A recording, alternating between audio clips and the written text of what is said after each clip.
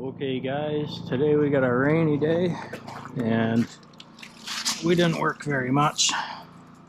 But what I'm going to do is I'm going to get together a list of metal that I need for this house. This is a new construction house, so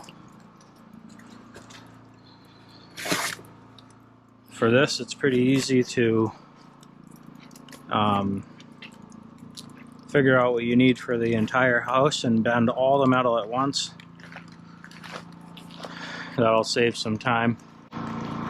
Bend all the fascia metals. So I like to make myself a little grid here, and it was supposed to be black fascia metal, so I'm gonna have that company come back out and get me the right metal. It's just white. So anyways, we have our soffit material here, and this is a little bit thicker than the other stuff. This is actually 5/8, so I have to keep that in mind, that that's 5/8 thickness that I'm adding to the bottom of the fascia instead of the 1/2 inch or a little bit less than 1/2 inch that it usually is. So the horizontal fascias I call the flats, and then up the gable there, we'll call that the gable fascia. And we're going to go ahead and measure them out. In the inside corner there, up there, we'll have a metal J.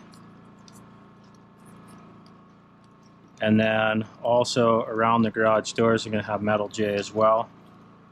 Those can be the same, about 1/2 inch trough. I think that's how you spell it, I don't know. It'll work for there and there. So I'm going to grab a ladder and we'll measure out the flats. Okay.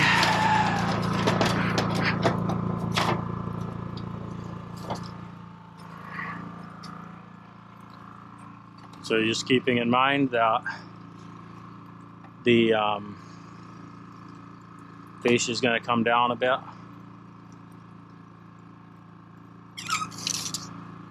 It's going to be down 5/8, so it'll be down to there. So it looks like about 6 inches is going to work out well. Usually what I do is measure right to this edge here.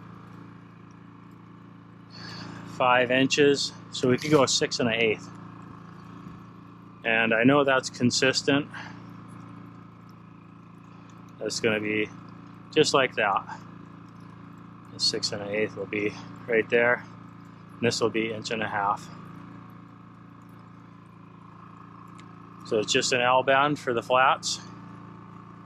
6 1/8 makes sense because this board is a 5.5 inch board. 5.5 plus the 5/8 there gets us to 6 1/8. That brings us to the top of that 2x6. Like I was saying, this is new construction, so generally, it's not always a rule, but generally with new construction, things are done the same way. So, and I can tell that this is a pretty simple house. Everything was done the same way.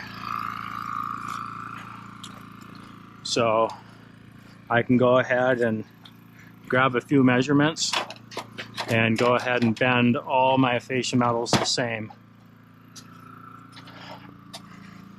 Again, this right here I don't have to worry about because we have a gable. This strapping bend ties into this, but there's no strapping on this side. There's no shadow board. Usually assure that this shadow board bend is below this one on this side if there was a shadow board bend. That way, this little guy, you can just fold it up around the corner there instead of having this lower and it's harder to tie in that way. I don't know if that makes sense or not, but if you've watched other videos, you'll know what I'm talking about probably. Okay. So right here, once again, we have 5/8 below this board.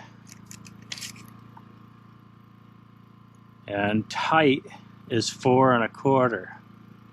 Okay, so we want to be about 4 inches. We'll go 3 7/8, just so we're sure that if the strapping board bends down a little bit from the install, we know that the metal isn't going to contact it and then be pushed away from the bottom of our soffit and leave a little hole behind it. We don't want that. So we got 3 7/8, and let's see, 3 5/8 is to the bottom. 3 7/8, we need to be at 3 1/4 is where that bend is going to be right there, because we got 1/4, 1/2, 5/8. That's the 5/8 down. We know we're putting that bend right there, and I measure right to this point here. Might be kind of hard to see because it's black drip edge. We got 2 3/8 to that point. So 2 3/8. So we got 3. This piece is going to look like this. It's going to be 3 7/8 right there. And that's 2 3/8 right here. I might go 2 1/2 with this, because I know it's not going to be too high, because strapping is 2 1/2, and that is going up to the top of the drip edge, and we know we're already below it. So we got 3 7/8 by 2 3/8, and then we know that this bend is 3/4 and this bend is 1 1/2. Right there, that's a 3/4 bend, and then I like to leave a little leg here to cover up the soffit at 1 1/2, so it gives us plenty of play inside that. Okay, and I think that's it for all the measurements for metal around here. All the gable ends are done the same way. All the flats are done the same way. Sometimes you have to look out for when the framer had to maybe fudge something, and maybe he made his fascia a little wider here or there, but this isn't the case with this house because it's pretty simple.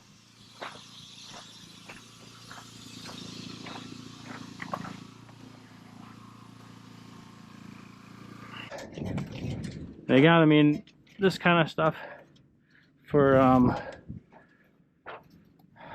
re-siding a house is still useful knowledge. But one thing you probably want to, if you're doing an old construction house, a re-side, you probably want to check almost every piece of metal just to make sure that it's staying where you want it, or staying consistent. It usually won't be. So I know a 12-inch by 12-inch flat box will work fine. 12 inches up the side is plenty tall. Okay, so we got that flat box. We had the 2 boxes out front that we're just gonna make too big. And I need a hem for every box. So I'm gonna do 3 hems. We already got the 3/4 and 1 inch flashings bent. So I'm gonna cross those off the list.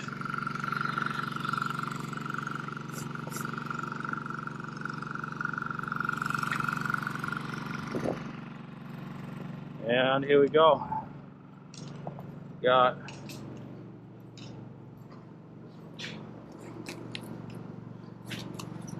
each roll of metal should get us 15 pieces and I have 3 rolls of metal. Okay.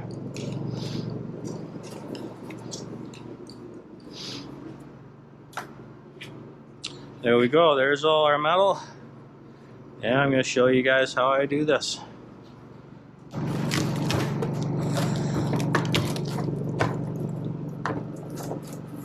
We got black metal on this house, which is going to soak in the heat and potentially have a little bit of oil canning. Hopefully it's pretty minimal.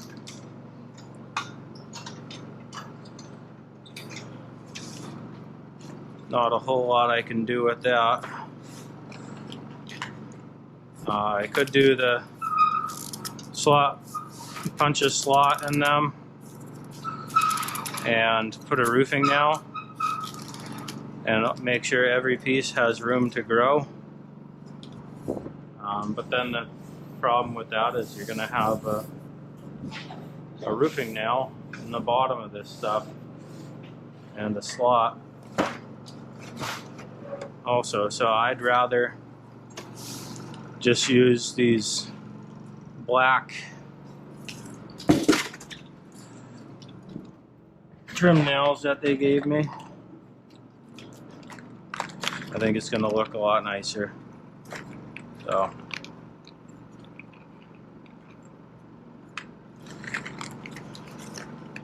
those will get nailed right through the bottom leg of the metal.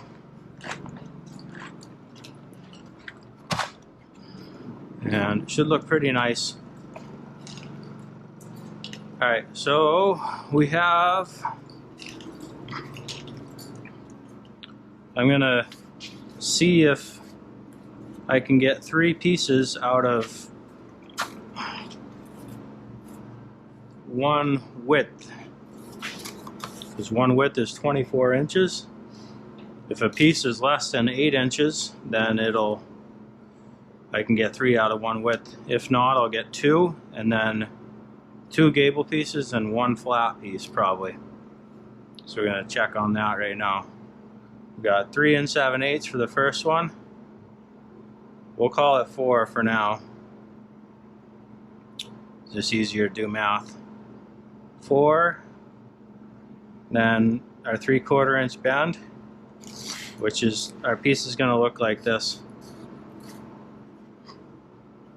And again, I think I must have drew it somewhere else, but we have 1.5 inches here, 3 7/8 there, 3/4 is that strapping bend, and then 2.5 is this one right there. So those are all our measurements. So we got to add those all up. So I'm going to start at this 3 7/8, so I'll call it 4. Add the 3/4. That's 4 3/4. Add a 1/2 inch of the 2.5, that's 5 1/4. Add the 2 inches, we're at 7 1/4. And that's not going to work because we still need the 1.5 inches. It'd be 7 3/4, 8 3/4. So we're going to have to that'll equal out to be 8 3/4 plus 8 3/4 would be 17.5. If I do 2 pieces, 17.5, and 24 inches overall, we'll leave 6.5 inches left over to get this, which is still an inch short. If I'm doing my math right, 17.5. So the bad news is we can only get 2 out of the gable pieces, and we need 13 of those. So it's going to take up basically a roll and a half of metal. The flats, I think we still have enough metal, so we'll see about that. We do have to bend some metal J, some soffit catchers, some drop catchers, and some hems, and those can all be done with the scrap piece from the gable pieces of metal. So now what I want to do is figure out, I need 13 strips, I need 13 pieces, so that divided in half, 7. So I need 7 lengths of this metal here. It's a 50-foot roll. That'll get me 5 10-foot lengths.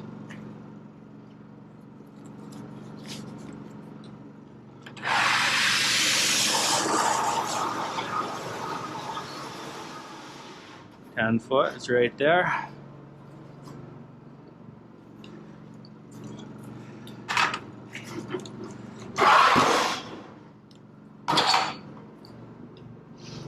I'm gonna flip this one upside down, that way it's not, doesn't have the good face sitting on the concrete.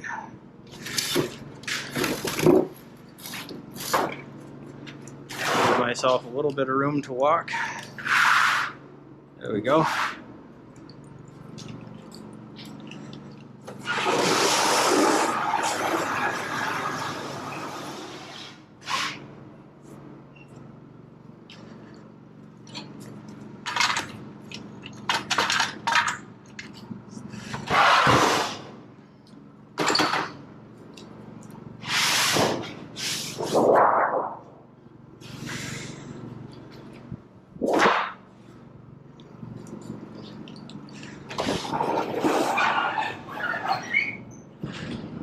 Stuck.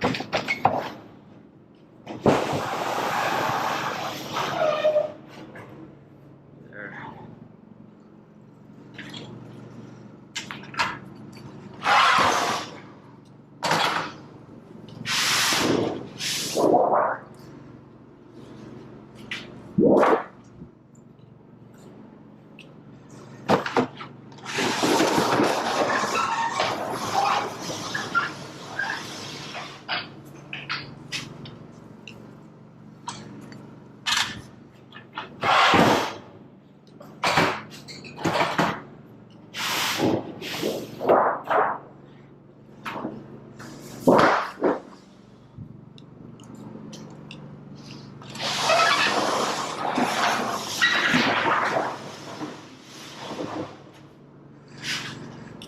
Go, and we'll use up all of that where it's still looking good. And I want to make a nice end, so I'll cut that bit off.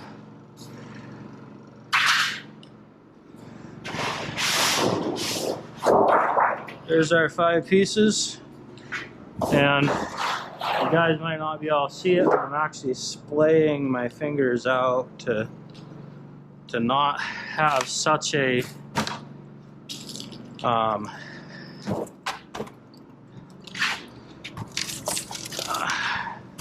what do you say, pointed, or such a hard part of contact. I'm trying to search for the right word, but it's eluding me right now. So basically I'm spreading out that force of holding the piece of metal up so it's not going to crease right on my finger.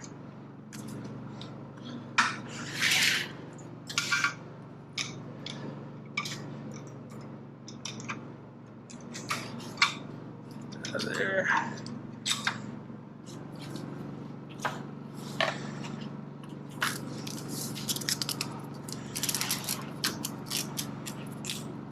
That's usually what happens in the winter. You don't get that tape off in one swoop.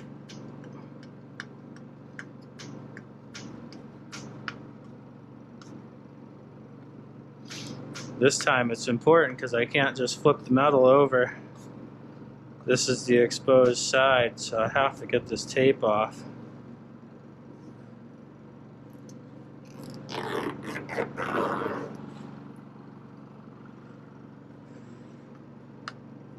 think this black paint actually does help a little bit. If it was white paint, I wouldn't have a chance of getting this off right now. There we go. I could put the roll inside and let it warm up. They got a heater going in there.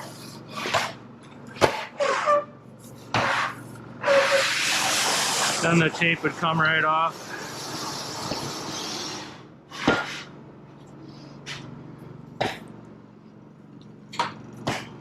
I'm gonna shut that thing off before it kicks on.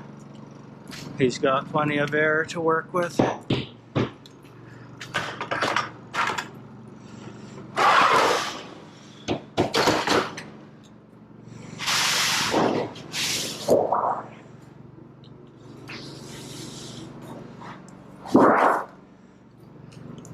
You don't want to crease this stuff, and you don't want to try to fight the wind. If you got wind blowing through the garage, you have to let the wind just flop it around what it's going to do, and just try to let it do its thing until it stops.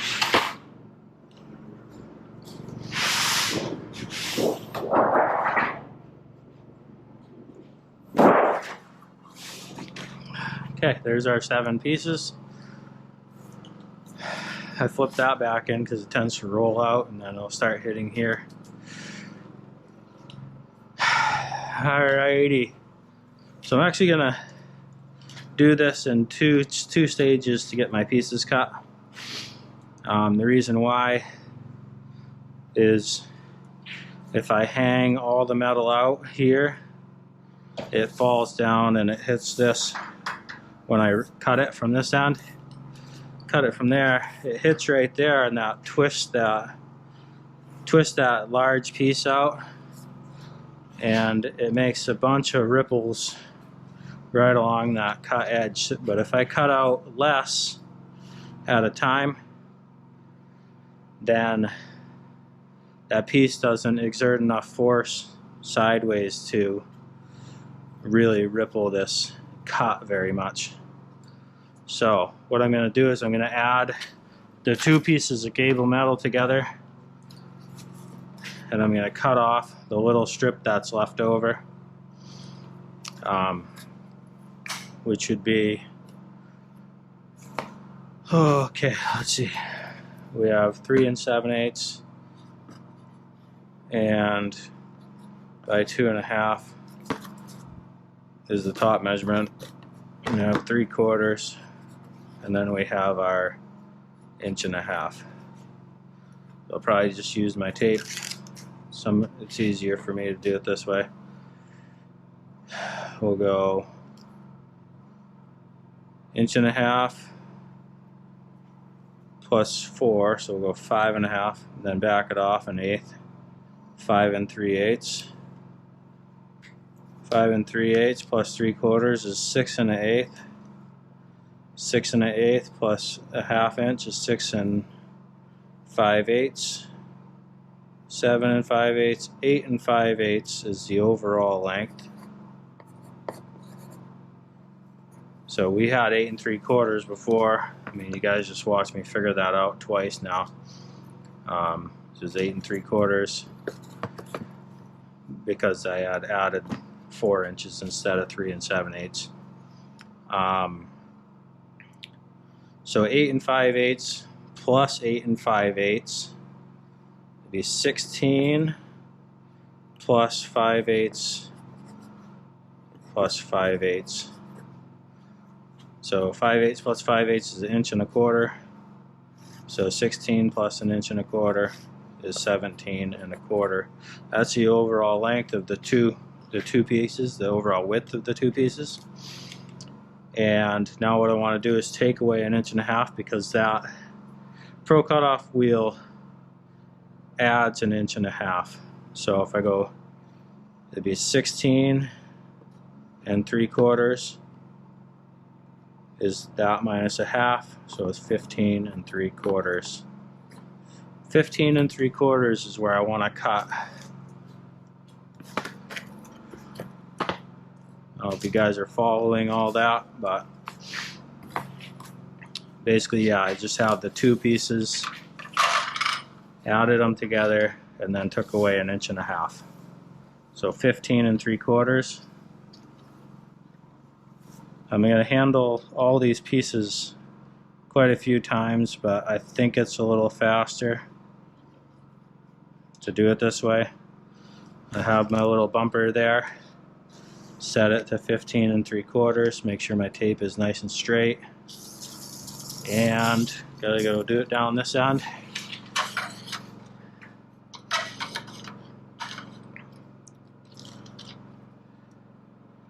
And right there, 15 3/4.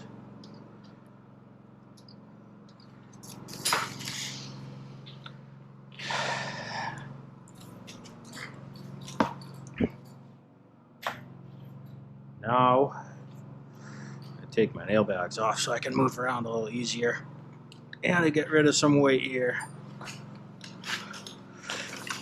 Okay, I really only need my tape measure and a pencil, and eventually I'll need my snips. But there we go.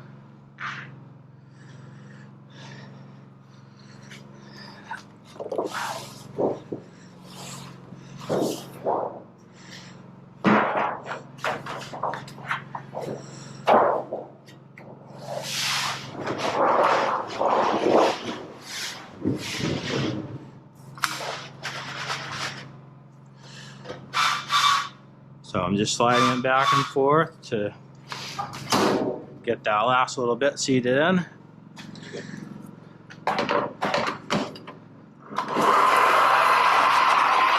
I'm holding my hand behind so that I'm holding up that scrap piece so it doesn't twist that. See, that thing is, it's got a few ripples in it, but those will come out when it gets bent. Yeah.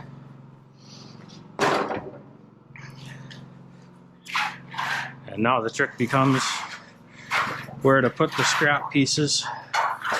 I'll be able to bend some drop catchers out of that. And then also where to put this piece, which is my good piece. Put it right here.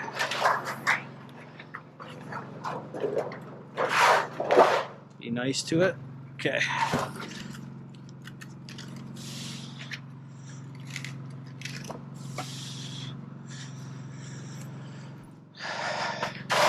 You start to get so many pieces, you get kind of jumbled up.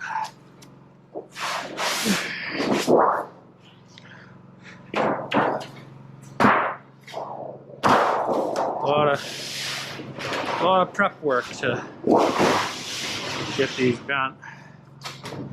Like I said, I could have just set those stoppers at the width that I need it, but I'd be cutting off so much that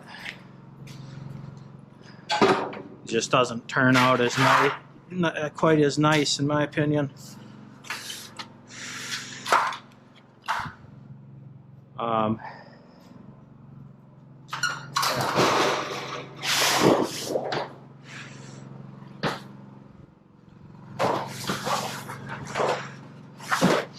One thing I've done before is stick a post out right here to hold that big piece up as I'm cutting. It's a little cumbersome because you gotta reach around it.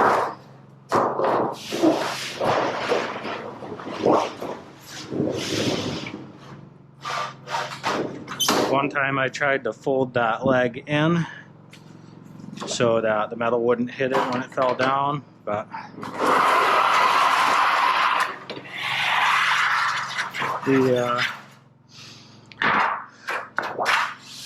the brake was just tipping. It was just tipping right over. So that didn't work out. Now if I had the brake mounted on something solid, like inside my trailer. I could probably fold that front leg down. It does have adjustable height too, so it wouldn't tip the brake up. You could still set the brake level.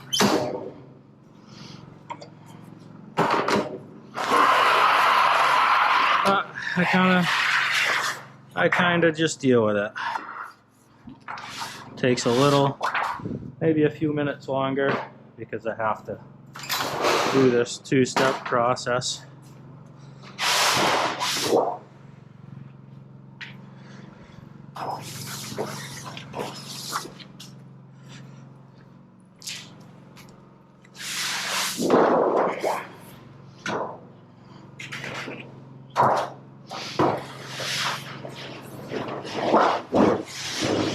Kind of just walk my hand down that, and I'm actually just kind of snug it up just a little bit right there,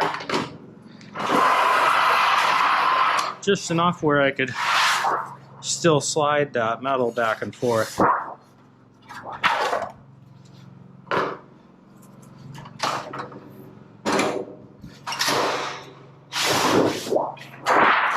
Whoa, don't do that.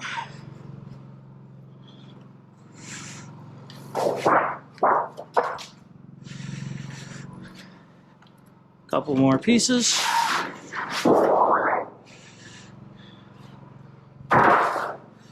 And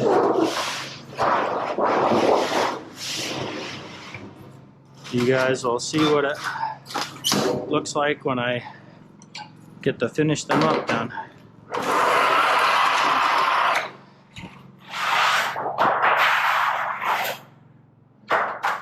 Try not to run them on the concrete too much or scratch them up. They're somewhat resilient.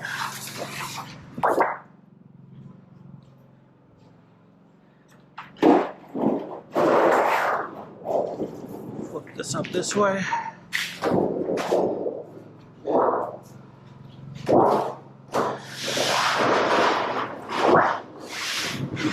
I find that it kind of, for me, it kind of works better to have it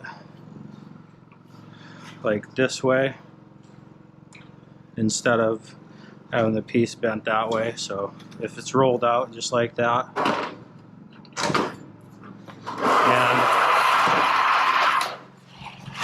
and you put it in the brake like that, I don't know, it's kind of a preference thing, rather than have the ends wanting to sag down, because I don't know, can't really explain it.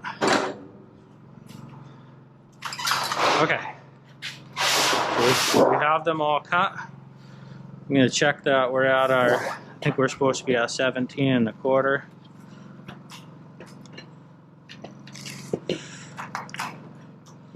Yeah, we're at 17 3/8. So they ended up a little big, but that's just fine.